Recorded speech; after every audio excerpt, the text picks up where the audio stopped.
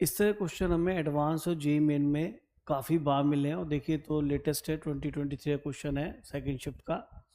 अब देखिए इस क्वेश्चन में क्या क्या एक्सप्रेशन नज़र आ रहे हैं। ये दिखाई दे रहा है क्वाड्रेटिक अपॉन क्वाड्रेटिक, तो इसका तो सॉल्व करने का तरीका या इसका रेंज निकालने का तरीका केवल ये है, जो कि बिल्कुल नॉर्मल मेथड है। हम अपने बोर्ड्स पे भी इसको यूज़ करते हैं। X square plus 2x plus 1 हमारा जो बेसिक मेथड है रेंज निकालने का, वो क्या है आप ही बताओ। वो यही तो होता था बेटा, हम पूरे एफ एक्स को वायलेट कर लेते थे, फिर एक्स की value in terms of Y निकालते थे। तो जब भी क्वाड्रेटिक बाई क्वाड्रेटिक मिले आपको हमेशा ऐसे ट्रीट करना है। इसको क्रॉस मल्टीप्लाई कर लीजिए तो ये हो जाएगा Y X square minus 8y(x) plus 12y equal to हो गया ये x square plus 2x plus 1। हम किस बात की कोशिश कर रहे हैं, x की value in terms of y निकालने के। तो पहले x में हमें यहाँ क्या नजर आया, क्वाड्रेटिक इक्वेशन नजर आई, तो x को क्वाड्रेटिक बनाने की देखते हैं। तो यहाँ से हमने एक्स स्क्वायर इधर ला के कॉमन ले लिया और यहाँ पे क्या नज़र आ गया, पहले लिख लेते हैं कोफिशिएंट। यहाँ से y नज़र आएगा और यहाँ से ये 1 नज़र आएगा, वो माइनस का आ जाएगा इधर आके।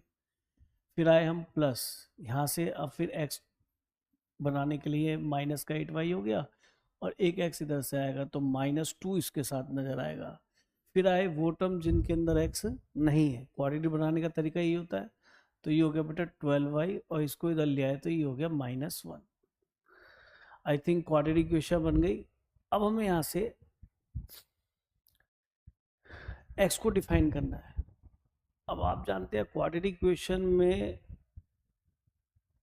डिफाइंड x कब होगा, 10th क्लास से पढ़ते आ रहे हैं, जब इसके रूट रियल होंगे। रूट रियल क्या होते हैं, डिस्क्रीमेंट ग्रेटर देन 0 पे जब अनइक्वल होते हैं और डिस्क्रीमेंट इक्वल टू 0 पे जब इक्वल रूट होते हैं। तो x डिफाइंड हो जाएगा, यानी x फाइनाइट आएगा, यानी कि डिस्क्रीमेंट को ग्रेटर देन और इक्वल टू 0 होना चाहिए। अच्छा एक चीज ध्यान रखना, जो x का कोफिशिएंट है y-1 है, तो y-1 ये 0 नहीं होना चाहिए, अदरवाइज क्वाड्रेटिक नहीं बनेगी। तो एक ये वाला पॉइंट यहाँ सबसे ज़्यादा इंपॉर्टेंट है कि बच्चे को बाद में ये देखना ही होगा, तुमने तो लिख दिया कि y की वैल्यू 1 नहीं बनेगी, क्या पता कोई x रखने के बाद y 1 बन रहा हो, क्योंकि आपने फंक्शन को डिफॉर्म कर दिया।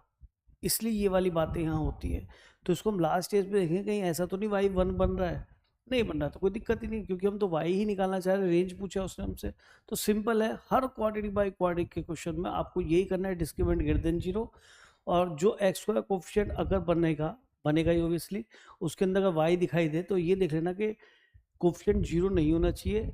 उसके लिए जो y आए उसे लास्ट पॉइंट पर हम चेक कर लेंगे, इससे ज़्यादा कभी कुछ नहीं होगा। तो डिस्क्रीमेंट ग्रेटर देन 0 करना है तो वो तो आप जानते हैं वो क्या होता है बेटा, बी स्क्वायर माइनस 4ac होता है ना, ग्रेटर देन इक्वल टू 0 करना है। तो यहाँ से एक काम करते हैं, बी स्क्वायर निकलेंगे तो यहाँ पे 8y प्लस 2, क्योंकि माइनस है तो प्लस ही हो जाएगा, दोनों माइनस है ना। बी स्क्वायर -4, ए का काम कर रहा है y-1 और सी का काम कर रहा है बेटा ये 12y-1। अब देखो जल्दी से इसको मल्टीप्लाई मत करो अंदर, यहाँ देखो कि 2 कॉमन आ रहा है, जब 2 बाहर आएगा तो स्क्वायर होने की वजह से बेटा वो 4 हो जाएगा। तो यहाँ बच गया आपका 4y+1 का होल स्क्वायर, और ये 4 बेचारा शहीद होने वाला है, क्योंकि पूरी इन इक्वेशन में ये एक पॉजिटिव नंबर है, अगर 4 से डिवाइड करेंगे तो इन इक्वेशन का साइन नहीं बदलेगा, आप जानते हैं पॉजिटिव नंबर है। ये हो गया, एक्सपेंड कर लेते हैं, 16x² प्लस 1 प्लस 8y, और इसको मल्टीप्लाई कर लीजिए, ये आएगा 12y², तो बाहर माइनस है तो ये होगा 12y² माइनस का। अब देखिए एक -y और एक -12y, तो माइनस का 13y बना नेट, बाहर माइनस है तो प्लस का 13y। अब कांस्टेंट पाए तो वो तो यहाँ से यहाँ ही मिलेगा, तो माइनस माइनस +1 हो गया, बाहर माइनस से एक माइनस और आ गया। अब यहाँ से हमें y निकालना है तो हम रेंज की तरफ जा रहे हैं, इन दोनों को मर्ज करो, ये हो गया बेटा 4y²। अब यहाँ से देखो 13 और 8 हो जाएंगे बेटा 21, प्लस 21y, और कांस्टेंट के नाम पे चलो ये अच्छा ही हो गया, 21y कितना सुंदर लिखा है, 21y, और ये आपका आई थिंक कैंसिल हो गया, एक अच्छी बात है। तो यहाँ से आपके जो फैक्टर दिखाई दिए 21/4 देखो दिख रहा है बेटा, काम बन गया, यानी कि ठीक है, ये बन गया 4y+21।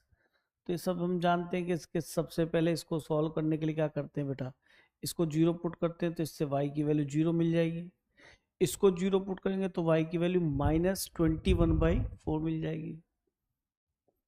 और जैसे ही मुझे 21/4 दिखाई दिया, मैंने कहा चलो सही रास्ते पर है, माइनस में भी दिख रहा है, सभी ऑप्शन मारा है बेटा ये। अब याद रखना, अगर y के कोफिशिएंट पॉजिटिव हैं तो इसके सॉल्यूशन राइट हैंड साइड से यहाँ पॉजिटिव या नेगेटिव या पॉजिटिव ही आते हैं। देखो इन इक्वेशन के बिना काम नहीं चलेगा मैथमेटिक्स में, तो पक्की बात है।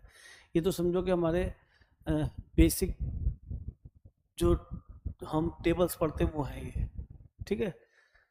तो यहाँ पे हमें ये चाहिए ग्रेटर देन 0, तो ये हमारा सॉल्यूशन बन गया ग्रेटर देन 0 यहाँ पर है और ये ग्रेटर देन 0 यहाँ पर भी है। अच्छा, तो सॉल्यूशन हमें नजर आने लगा ये वाला। प्रॉब्लम आई कि सर एग्जैक्टली ए सॉल्यूशन बन गया, ये भी इंक्लूड है ये भी इंक्लूड है। हमने ये चेक नहीं करा सर, इसको देखो क्या y की वैल्यू 1 हो सकती है। तो हमने एक काम किया, फंक्शन से पूछ लिया, y को 1 ही रख दिया यहाँ पे। तो जब मैं यहाँ y को 1 रखूंगा तो ये इधर क्रॉस मल्टीप्लाई हो जाएगा, और जब क्रॉस मल्टीप्लाई हो जाएगा तो ये बेटा हो जाएगा x² - 8x + 12 = x² + 2x + 1। तो x जो यहाँ पे x² से x² कैंसिल हो गए, ये इसको इधर ले गए तो माइनस का क्या हो गया बेटा 10x, उसको उधर ले गए तो ये हो गया -11। तो x की वैल्यू आ गई 11/10। तो x 11/10 है, यस है, यानी कि y = 1 हमें मिल जाएगा क्योंकि डोमेन में आ भी रहा है। तो इस तरह से हम देख पा रहे हैं कि हमारा ऑप्शन ए यहाँ पे करेक्ट हो जाता है। तो आप अगर PYQs खोलेंगे तो आपको इस तरह के बहुत सारे क्वेश्चन मिलने वाले हैं। मेथड हमेशा यही रहेगा, और रीजन निकालने के तो हमारा 11th क्लास का बेसिक मेथड है, सभी स्टूडेंट जानते हैं।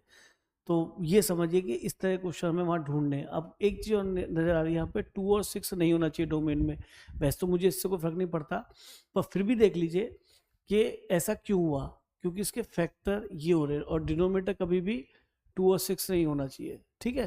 तो क्योंकि इसके 0 होने से x के लिए 2 और 6 आएगी, तो वो इस वजह से दे रखा, और सब तो x को रियल नंबर हम पुट कर सकते हैं, ठीक है जी। इजी क्वेश्चन है।